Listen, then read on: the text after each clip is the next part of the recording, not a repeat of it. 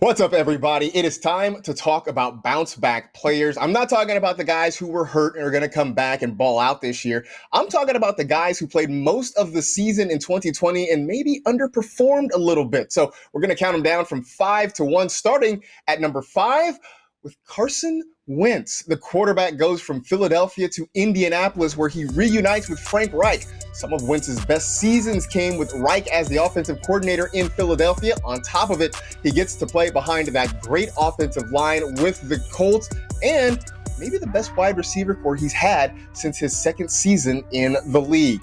At number 4, it's another quarterback changing places, and that is Matthew Stafford.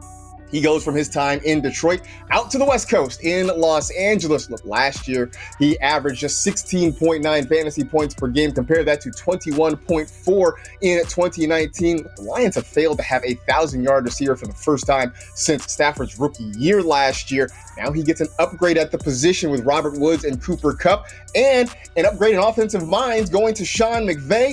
Very well could return to being a top 12 quarterback in 2021.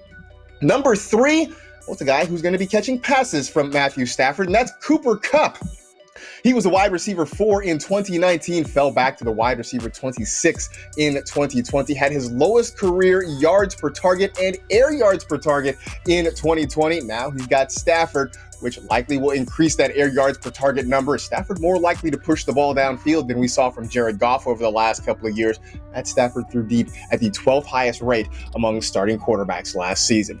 At number 2, we're going with a running back, Ezekiel Elliott. Look, Dak is back, and that's going to help everybody in that Dallas offense. In 2020, Zeke averaged just 23.1 fantasy points per game. That was with Dak, 11.8 without it. So much, much better. In fact, more than twice as good with Dak than without him. Should still see around 300 touches, about 70 or more targets. And plus, the Cowboys are going to have to score a lot of points to stay in football games because of their defense in 2021. So now, our number 1 bounce back player for 2021 is Chris Godwin. We're going down to Tampa Bay and looking at the wide receiver, Chris Godwin. I know it was kind of a struggle last year, especially with Antonio Brown being there and taking food off his plate. And yes, I know AB is going to be back for another season, but I look for the Buccaneers to get Godwin much more involved in the offense, akin to what he was a couple of years ago.